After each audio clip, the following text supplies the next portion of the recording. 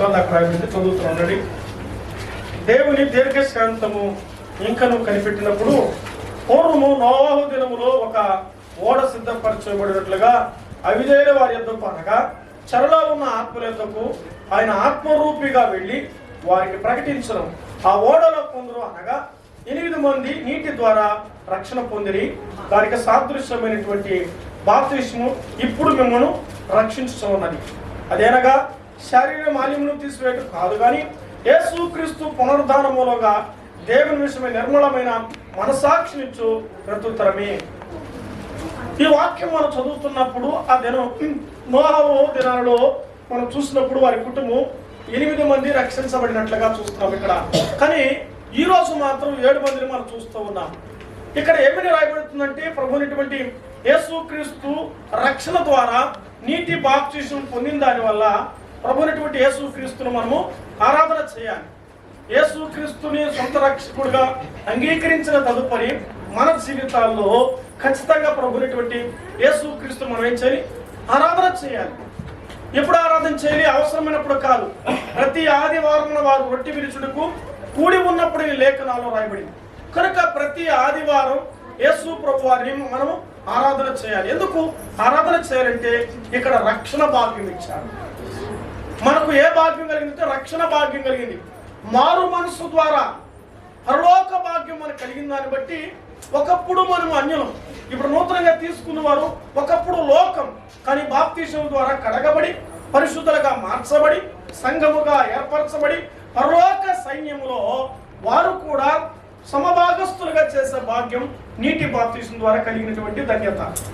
అందులో బట్టి వారు కూడా వారు ఏం చేయాలంటే ఆ వారి జీవిత కాలం మట్టుకు వారు తీర్మానానికి నిలబడినట్టుగా వారు ఏదైతే ప్రమాణాలు చేశారో, నీటిలో ఏదైతే వాగ్దానం చేశారో దాని ప్రకారంగా బ్రతికినంత వరకు ప్రభు రాకడ మన పోకడ, ప్రభు వచ్చేంత వరకు మనం ఉండేంత వరకు యేసుక్రీస్తుని సజీవ యాగంగా ప్రాణాత్మ దేహాలతో ప్రభుని యేసు ప్రభు వారిని మనం ఆరాధన చేయాలి.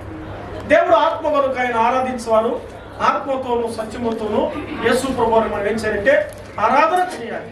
ఆరాధన మనకి అన్యులకి ఆరాధన భాగ్యం ఇచ్చాడు. ఎంత ధన్యత! దైవ చెప్పినట్టుగా అన్యులకి ఆరాధన భాగ్యం వచ్చింది. అన్యులకి ఆయన సన్నిధిలో నిలిచే భాగ్యం వచ్చింది.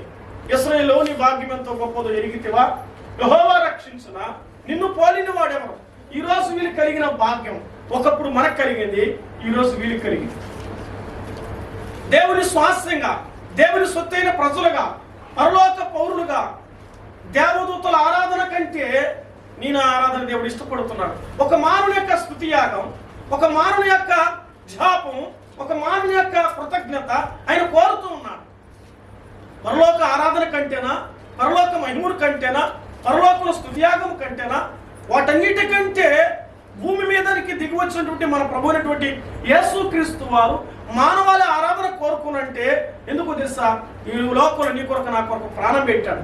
నేను ఎంచుకున్నాడు, నన్ను ఎంచుకున్నాడు, శ్వాసంగా చేసుకున్నాడు, సొత్తుగా చేసుకున్నాడు. తన స్వకీయ సంపాద్యంగా ఉండడానికి కొరకై తను తాను బలిగాను అర్పణగాను ఆయన అర్పించుకున్నాడు. అర్పించబడిన ప్రభుకి ఈ సాయంత్రపు వేళలో నువ్వేం చేయాలి? నీవు కూడా ప్రాణాత్మ దేహాలు అప్పగించి ప్రభుకి అప్పగించుకోవాలి. రక్షణ భాగ్యం ఇచ్చాడు, అగ్నిగుండం తప్పించాడు, స్తుతియాగము చెల్లించే ఈ భాగ్యం ఇచ్చాడు. ఒక మాటలో చెప్పంటే సజీవుల భూమిలో నిన్ను ఇంకా నన్ను ఉంచాడు. మనం ఇంకా నిలిచి ఉన్నామంటే, మనం ఇంకా సజీవులమునంటే ఇది దేవుని యొక్క మహాకృప, ఇది దేవుని యొక్క ఏర్పాటును బట్టి ప్రభువుని మనం స్తుతించాలి. నూతనంగా బాప్తిస్మం తీసుకున్న వారు ఖచ్చితంగా ప్రభువా ఇది మా భాగ్యం, ఇది మా ధన్యత. ఈ ధన్యతకరమైనటువంటి ఆరాధన దినములో ఆదివారం రోజు నీటి బాప్తిస్మం చేత కడగబడి పరిశుద్ధ పరచబడి ప్రభు యేసుక్రీస్తు వారిని ఆరాధించగలిగినట్టే ఇది ఎవరికి లేని ధన్యత మీకు. ఒకే దినం, ఒకే రోజు, ఒకే సమయం, ఒకే నిర్ణయం, ఒకే క్షణం దేవునితో కలిసే బాంధవ్యం, ఆ ధన్యత, అవకాశం ప్రభు ఇచ్చాడు. మీరెంత ధన్యులు, ఎంత ధన్యులు! ప్రభుని ఆరాధించే ధన్యత ఈ భూ ప్రపంచంలో దీనికి మించిన సాటి, దీనికి మించిన పోటీ ఏది కూడా లేదు. ఇది భాగ్యం, ఇది ధన్యతగా మనం ఆలోచించాలి. పేతురు పత్రికలో మనం చదవబడినటువంటి లేఖన భాగం మూలవాక్యము మనం చదువుతున్నప్పుడు యేసుక్రీస్తు పునరుద్ధాన మూలముగా నిర్మలమైన మనస్సాక్షితో ప్రభుని మనం సేవించాలి. ఆయన చనిపోయి సమాధి చేయబడి తిరిగి లేచాడు. మూడవ దినం ఇది ప్రభు దినం. ఆదివారం రోజు ఏ పని పెట్టుకోకూడదు, ఆరాధించకుండా ఉండకూడదు. ఆరాధన చేయాలంటే స్తుతుల ద్వారా, కృతజ్ఞత ద్వారా, జహాపరము ద్వారా, శిలువయాగం ద్వారా నూతనంగా ఆరాధించే ఒక తీర్మానంతో రండి. స్తుతి ప్రారంభానికి ఉండి పాటలు పాడి శిలువ వర్తమానం విని ఆ తర్వాత ఆరాధించు. ఒకవేళ ఆలస్యం అయితే ఆ రోజు ఆరాధన ఆపి ఆరాధించడం నేర్చుకో. ఏదో టైంకి రొట్టె టైంకి వచ్చి రొట్టె రసపాత్ర తీసుకుని మన పని అయిపోయింది, ఇది ఒక అటెండెన్స్ లాగా ఆరాధన చేయొద్దు. అటెండెన్స్ ఆరాధనలకు కాదు, అంతరంగపు ఆరాధన అవసరం. అలా ఆరాధించాలి. అది నియమం, అది నిబంధన.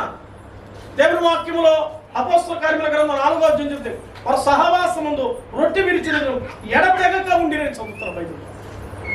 మీ జీవితకాలం ఎడతెగక ఎన్ని ఆటుపోతున్నా ప్రభుని ఆరాధించాలి. ఆ దినం ప్రభుకి అని, ప్రభు దినం ప్రభుకి సమర్పించాలి. ఉదయం 9 నుంచి 12 వరకు అంటే ఆ టైం ప్రభుకి కేటాయించాలి. అది దీనికి మించినటువంటి ఏ ప్రోగ్రాం మీద మనం ఆలోచించకూడదు. ఎవరి దినం? బైబిల్లో రాబెడితే ఇది ప్రభు దినం, పరిశుద్ధముగాను నిర్దోషంగా ఆరాధించాలని. ఆయన దినం ఆయనకిచ్చి ఆయన మనం ఆరాధించాలి. ఇది దేవుడు మనకిచ్చబడినటువంటి, ఇది దైవ గ్రంథం రాబెట్టేది హాలిడే, హోలీడే. ఇది పరిశుద్ధం అనేదాను, ఇది దేవుని ఆరాధించేదాను. ఇటు ధన్యకరమైనటువంటి అవకాశం ఇచ్చినటువంటి ఈ భాగ్యాన్ని బట్టి మీరందరూ కుటుంబాలుగా, సంఘాలుగా, 3 సంఘాలుగా ప్రభుని యేసు ప్రభుని ఘనముగా ఆరాధించి ఆయన స్తుతిస్తూ ఆరాధన మనం దాటిపోదాం. ప్రభు తన మాటలు మన వెలికిడిలో దీవించుగాక.